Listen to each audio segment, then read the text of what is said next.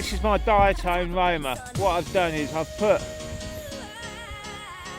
Avon Blur propellers on it, and I've snipped the edges by 2mm, and they just press on. And the Rush FP antenna sits so nicely there in the stack. It's not bent, no kinks, nothing. And you see how windy it is today. I mean, it's windy. Let's go for it.